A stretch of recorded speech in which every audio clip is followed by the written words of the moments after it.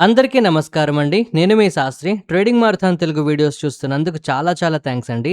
ఇవాళ నిఫ్టీ కేవలం 76 పాయింట్లే డౌన్ అయినట్టు కనిపిస్తుందండి. కానీ పోర్ట్‌ఫోలియో లెవెల్‌లో అండ్ ఓవరాల్ మార్కెట్ బ్రెడ్త్ విషయంలో కొంత అరాచకాన్ని సృష్టిస్తుందని చెప్పొచ్చు. ఇవాళ నా పోర్ట్‌ఫోలియో ఆల్మోస్ట్ 1% నెగెటివ్‌గా కనిపిస్తుంది. ఇక మార్కెట్ బ్రెడ్త్ విషయానికొస్తే 1:2 రేషియోలో అప్రాక్స్‌గా మనకి నెగటివిటీ ఎక్కువైపోతుందండి. 1956 స్టాక్స్ మనకి నెగెటివ్‌గా ఉంటే కేవలం 1100 స్టాక్స్ మాత్రమే మనకి పాజిటివ్‌గా ఉన్నాయి. ఇక ఇవాళ నిఫ్టీ అయితే కంటిన్యూస్‌గా 7th కంటిన్యూస్ డే అండి ఫాల్ అయిపోవడం. అయితే ఇవాళ మన మార్కెట్‌లో ఫాల్ ఎందుకనే దానికన్నా ఫస్ట్ అమెరికా మార్కెట్‌లో ఏం జరుగుతుందో చూడాలి. నాస్డాక్ కూడా మనకి క్లియర్‌గా 1.7% పడిపోయిందండి నిన్న. S&P 500 కూడా 0.7% పడిపోయింది. కారణం ఏంటి అంటే అమెరికాలో బాండ్ ఈల్డ్స్ క్లియర్‌గా పెరిగిపోతున్నాయి. ఈ బాండ్ ఈల్డ్స్ పెరగడం ఏంటంటే టెక్నాలజీ స్టాక్స్, ఏఐ స్టాక్స్ అన్నీ కూడా కింద పడిపోతున్నాయండి. యూఎస్ తాలూకా 30 ఇయర్ బాండ్ ఈల్డ్స్ 5.34% టచ్ అయ్యాయి. 10 ఇయర్ బాండ్ ఈల్డ్స్ అయితే 4.75% టచ్ అయిపోయాయండి. సెమీకండక్టర్ ఇండెక్స్ అయితే ఆల్మోస్ట్ 5% డౌన్ అయిపోయింది. ఎన్విడియా 2.3% డౌన్ అయిందండి. ఇంటెల్ అయితే 6.6% పడిపోయింది. సో క్లియర్‌గా ఒక పక్క మన ఇండియా మార్కెట్‌లో ఆయిల్ ప్రైసెస్ పెరగడమే కాదండి, గ్లోబల్ మార్కెట్‌లో కూడా మనకి టెన్షన్స్ అయితే పెరిగిపోతున్నాయి. కారణం ఏంటి? బాండ్ ఈల్డ్స్ పెరిగిపోవడం. ఈ బాండ్ ఈల్డ్స్ పెరగడానికి కారణం ఏంటండి? మళ్ళీ ఇండైరెక్ట్‌గా ఆయిల్ ప్రైసెస్ పెరగడం, క్రూడ్ ఆయిల్ ప్రైసెస్ $91 మీద ఉండడం, ఇరాన్ రిలేటెడ్ అన్సర్టెనిటీ క్లియర్‌గా ఎనర్జీ స్టాక్స్‌ని డిస్టర్బ్ చేయడం, ఇవన్నీ కూడా ఒకదానికొకటి ఇంటర్లింక్ అయిపోతున్నాయి. సో ఇక్కడ మనకి ఒక 5 విషయాలు క్లియర్‌గా తెలియాలండి. ట్రంప్ ఇరాన్‌తో ఎటువంటి టాక్స్ జరగడం లేదని క్లియర్‌గా స్పష్టం చేశారు. నిన్న మొన్నటి వరకు మార్కెట్‌కి ఒక హోప్ అయితే ఉండేదండి. ఇరాన్ టాక్స్ జరుగుతాయేమో, లేదు అంటే స్ట్రైట్ ఆఫ్ హోర్ముజ్ ఓపెన్ అవుతుందేమో అని చెప్పి. కానీ అటు ట్రంప్ నుంచి ఇలాంటి స్టేట్మెంట్ రావడం, మరోపక్క ఇరాన్ కూడా US naval blockade, oil sanctions, frozen assets పై రిలీఫ్ వచ్చే వరకు స్ట్రైట్ ఆఫ్ హోర్ముజ్ ని ఓపెన్ చెయ్యము అని చెప్పి క్లియర్‌గా మళ్ళీ చెప్పడం జరిగింది. అంటే ఇమ్మీడియట్‌గా డిప్లొమాటిక్ సిచ్యుయేషన్ మనకి సాల్వ్ అయ్యేలాగా కనిపించట్లేదు.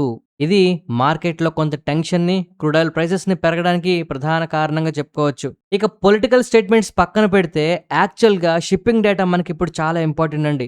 స్ట్రైట్ ఆఫ్ హోర్ముజ్‌లో మన రీసెంట్‌గా జరిగిన ట్యాంకర్స్ తాలూకా అటాక్స్ తర్వాత ట్రాఫిక్ కంప్లీట్‌గా దగ్గరగా 20% వరకు తగ్గిపోయిందండి. షిప్ ఓనర్స్ అయితే అసలు నెక్స్ట్ ఏం జరుగుతుందో క్లారిటీ లేకపోవడంతో వెసల్స్‌ని రూట్‌లోకి పంపడానికి ఇష్టపడట్లేదట.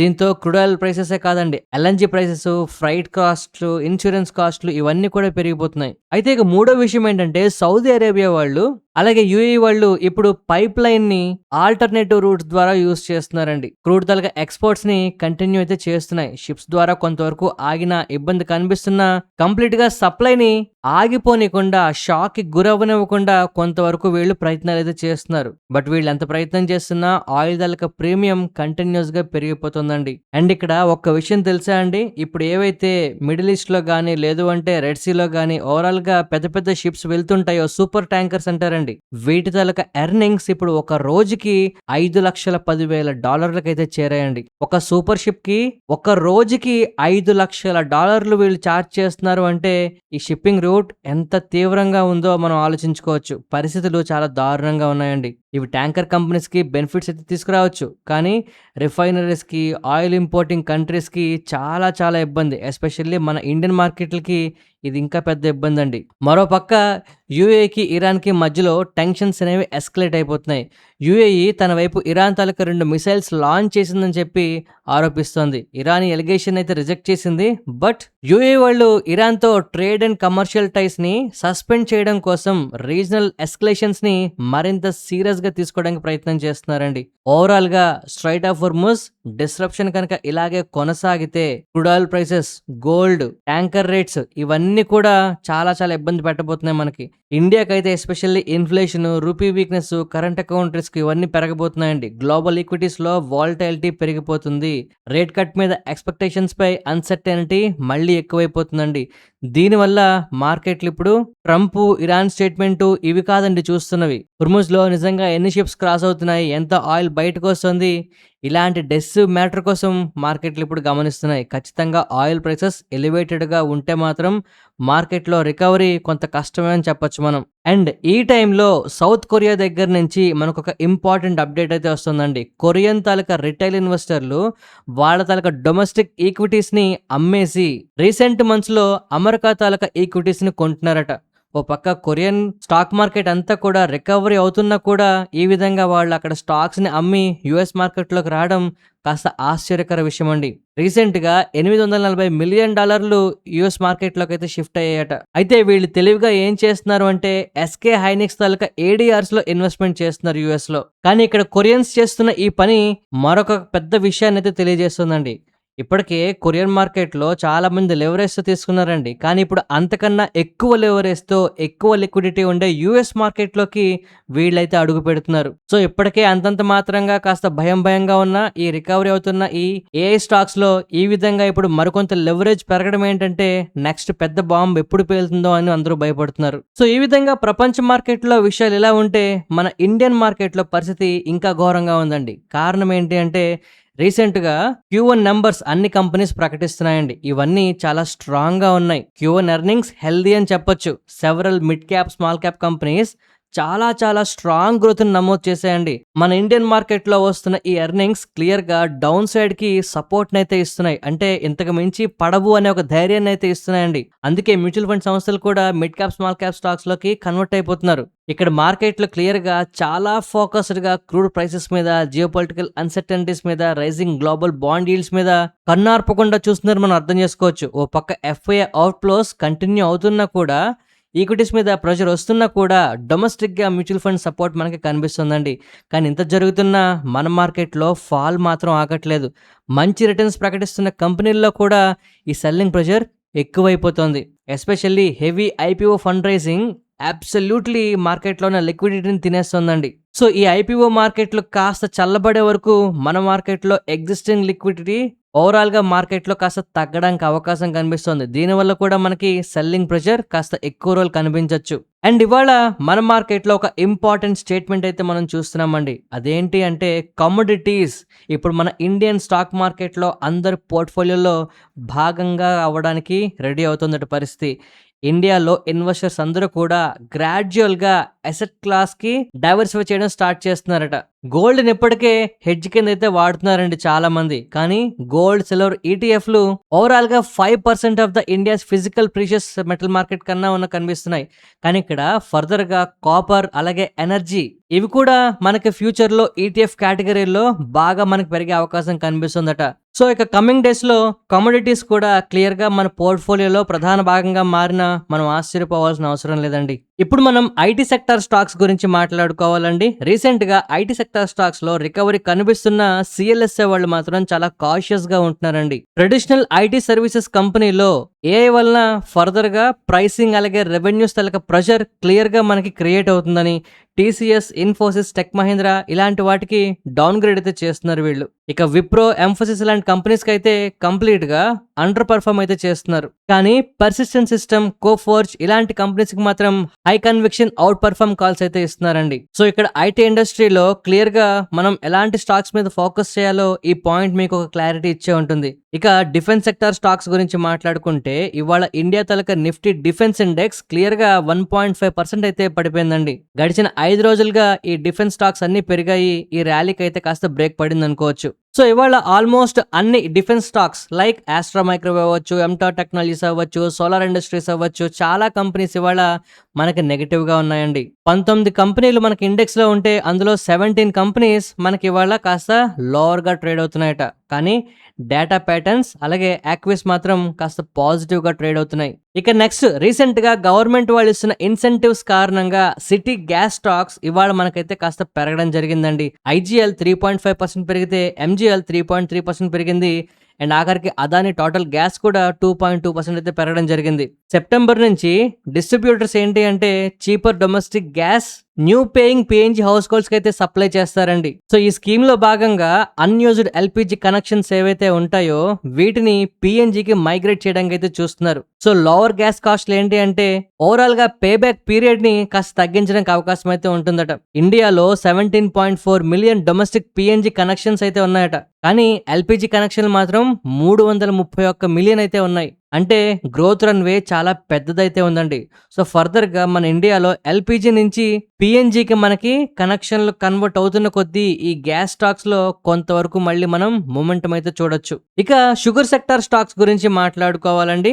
బజాజ్ హిందుస్థాన్ ఇవాళ ఆల్మోస్ట్ 9% పెరిగిందండి. ద్వారకేష్, శ్రీరేణుక ఇలా చాలా స్టాక్స్ అన్ని కూడా మనకి ఇవాళ పెరగడం జరిగింది. ఓవరాల్ గా బ్రాడర్ మార్కెట్ లో వీక్నెస్ కనిపిస్తున్న షుగర్ స్టాక్స్ పెరగడానికి కారణం ఏంటి అంటే టైట్ ఇన్వెంటరీస్, అలాగే కమింగ్ డేస్ లో వస్తున్న ఫెస్టివ్ డిమాండ్ క్లియర్ గా డొమెస్టిక్ షుగర్ ప్రైసెస్ ని పెంచేస్తున్నాయండి.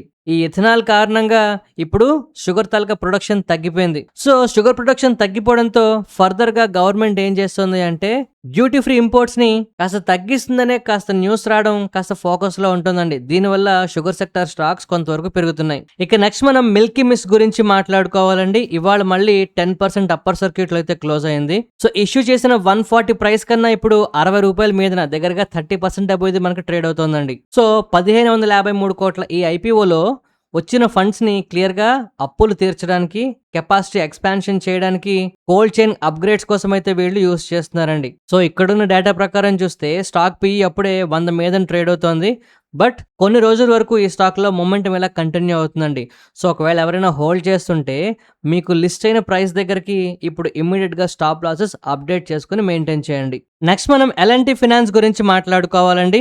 మక్వేర్ వాళ్ళు దీని మీద కవరేజ్ ఇనిషియేట్ చేస్తూ దీనికి అవుట్ పర్ఫార్మ్ రేటింగ్ ఇస్తున్నారు. 400 రూపాయల టార్గెట్ ప్రైస్ కూడా ఇస్తున్నారండి. మిగిలిన పీర్ కంపారిజన్ తో చూస్తే సిమిలర్ ఏఎం ఉండి ఎర్నింగ్స్ గ్రోత్ కూడా మ్యాచ్ అవుతున్నా కూడా 35 to 50% వరకు డిస్కౌంట్ లో అయితే ఈ స్టాక్ ట్రేడ్ అవుతుందని చెప్పి వీళ్ళు మాట్లాడుతున్నారు.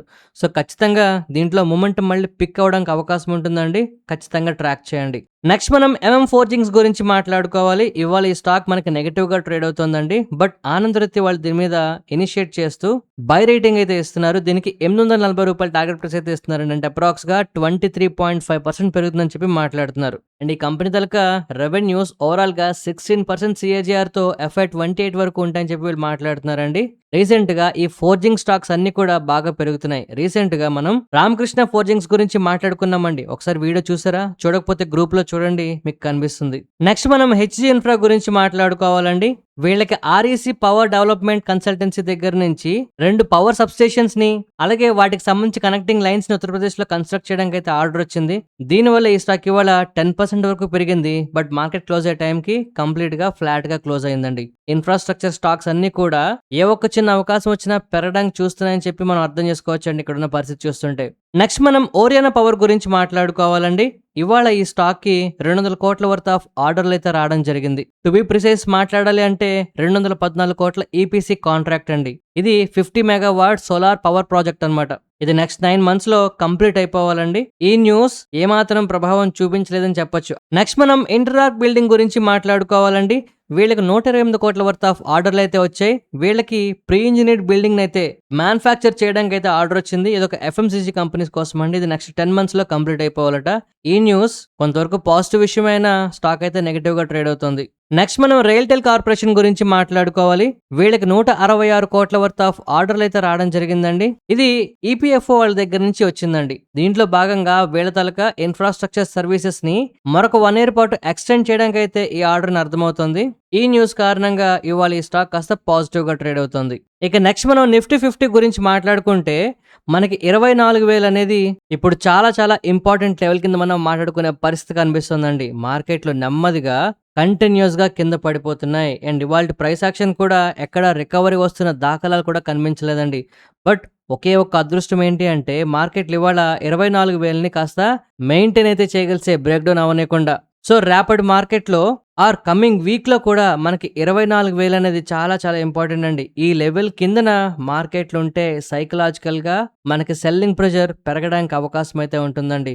ఇక గ్లోబల్ గా క్రూడ్ ఆయిల్ ప్రైసెస్ ఎలివేటెడ్ గా ఉన్నాయి.